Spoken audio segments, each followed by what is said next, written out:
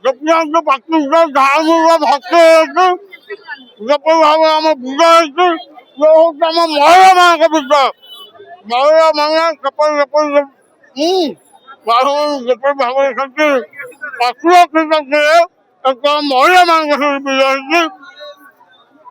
ଦ୍ୱିତୀୟ ବାଂଲାଦେଶ କରିବା ପାଇଁ ଯେଉଁ ମନୁଷ୍ୟ ଥିଲା ମମତା ବାଂଲାଦେଶ ସେ ବିଫଳ। ଭାରତ ଏଥରକ ସମୃଦ୍ଧ ହବ, ଭାରତ ଏକଜୁଟ ହବ, ଭାରତ ଆଗକୁ ବଢିବ।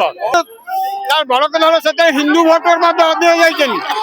65% ହିନ୍ଦୁ ଭୋଟର ସହିତ କଟିଛନ୍ତି, 35% ହେଉଛି ମୁସଲିମ ଭୋଟର ମାନେ କଟିଛନ୍ତି। ନୁହେଁ ଯେ ମୁସଲିମ ମାନଙ୍କୁ ଅଲଗା କରି ହିନ୍ଦୁ ଭୋଟ। ସବୁଠୁ ବଡ଼ କଥା ହେଲା ଯେପରି ଭାବରେ ଲୋକଙ୍କ ଆକ୍ରୋଶ ଥିଲା, ମହିଳାମାନଙ୍କ ପ୍ରତି ଯେପରି ଭାବରେ ବିପଦ ଥିଲା, ଯେପରି ଭାବରେ ଦେଶ ଖଣ୍ଡ ବିଖଣ୍ଡ ହେବା ପାଇଁ ଯାଉଥିଲା, ତାର ଫଳସ୍ୱରୂପ।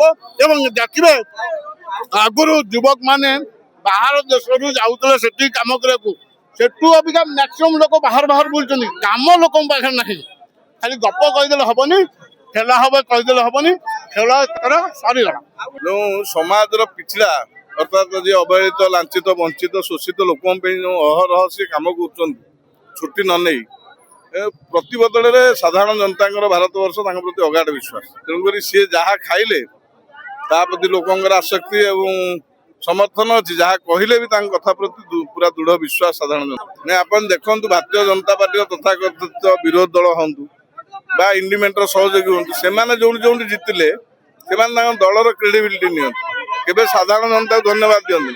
ଆଉ ଯୋଉଠି ହାରିଲେ ବିଚରା ଇଭିଏମ୍ ଟା ଦୋଷୀ ହେଇଯାଏ। ତେଣୁକରି ଆପଣମାନେ ଏ କଥାକୁ ଗୁରୁତ୍ୱ ଦିଅନ୍ତୁନି।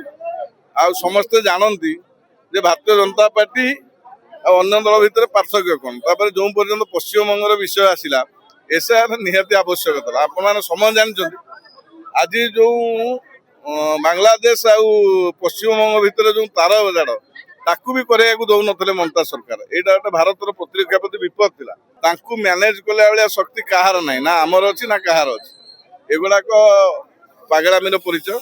ତେଣୁକରି ସିଏ ଯେଉଁ ବିଭିନ୍ନ ବିଷୟ 15 ବର୍ଷ ଭିତରେ ଯେଉଁ ବିଭିନ୍ନ ଦୁର୍ନୀତି ବିଷୟକୁ ନେଇ ବିଶେଷ କରି ମହିଳାଙ୍କ ଉପରେ ଯେଉଁ ପଶ୍ଚିମବଙ୍ଗରେ ଅତ୍ୟାଚାର ହେଲା ଏବଂ ଇଲେକ୍ସନ ସମୟରେ ମହିଳାମାନଙ୍କୁ ଭୟଭୀତ କରି ଭୋଟ ଦେବାର ସୁଯୋଗ ଦିଆଯାଉନଥିଲା, ସେଇଥିପାଇଁ ତ ମାନ୍ୟ ଅମିତ ଶାହ ବସି ରହିଲେ।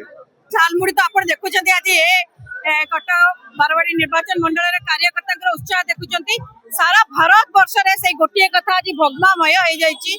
ଆଉ ଏ ସମ୍ପୂର୍ଣ୍ଣ ଶ୍ରେୟ ଦେଶର ଯଶସ୍ୱୀ ପ୍ରଧାନମନ୍ତ୍ରୀ ନରେନ୍ଦ୍ର ଭାଇ ମୋଦିଙ୍କୁ ସାଧାରଣ ଜନତା ଯିଏ ଭୟକୁ ପଛରେ ପକେଇକି ଭରସାର ଜୟଯୁକ୍ତ କରାଇଥିଲେ ଏବଂ ମହିଳା ମାନେ ଘରୁ ବାହାରିକି ଆସିକି ଭୋଟ ଦେଇଥିଲେ।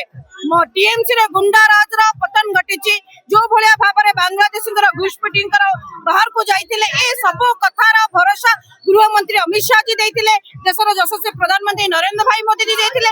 ଏବଂ ମୁଁ ଆପଣଙ୍କୁ କହି ରଖିବା ପାଇଁ ଚାହୁଁଛି, ଏ ପଶ୍ଚିମବଙ୍ଗର ଜିତିବା ପଛରେ ରହିଛି ଓଡିଆ ପୁଅ କେନ୍ଦ୍ରମନ୍ତ୍ରୀ ଧର୍ମେନ୍ଦ୍ର ପ୍ରଧାନ ଜୀଙ୍କର ହାତ। ତେଣୁ ଅଶେଷ ଧନ୍ୟବାଦ। ଇଏ କାର୍ଯ୍ୟକର୍ତ୍ତାଙ୍କର ଉତ୍ସାହ ଆଜି ଦେଖୁଛନ୍ତି, ଇଏ କଟକର ଗୌରୀ ଶଙ୍କର ମାଟି। ଆପଣ ଦେଖୁଛନ୍ତି ଯେ ଯୋଉ ଭଳିଆ ଭାବରେ ଜନସଂଘର ପ୍ରତିଷ୍ଠାତା ଡକ୍ଟର ଶ୍ୟାମାପ୍ରସାଦ ମୁଖାର୍ଜୀଙ୍କୁ ଶ୍ରେଷ୍ଠ ଶ୍ରଦ୍ଧାଞ୍ଜଳି ଦେଲେ ଅତ୍ୟୁକ୍ତି ହେବ ନାହିଁ। ସୁନାର ବାଂଲା ହେବ, ଏ ଭରସା ମଧ୍ୟ ନିଶ୍ଚିତ ଭାବରେ ଜନସାଧାରଣ ଭିତରେ ଅଛି। ଏହି ଭିଡିଓଟି ଆପଣଙ୍କୁ କେମିତି ଲାଗିଲା କମେଣ୍ଟ କରି ଜଣାନ୍ତୁ। ଧରିତ୍ରୀ ଲାଇଭ୍ ର ୟୁଟ୍ୟୁବ ଏବଂ ଫେସବୁକ୍ ଚ୍ୟାନେଲକୁ ସବସ୍କ୍ରାଇବ୍ କରନ୍ତୁ। ଅଧିକ ଖବର ପାଇଁ ଲଗ୍ଇନ୍ କରନ୍ତୁ www.dharitri.com।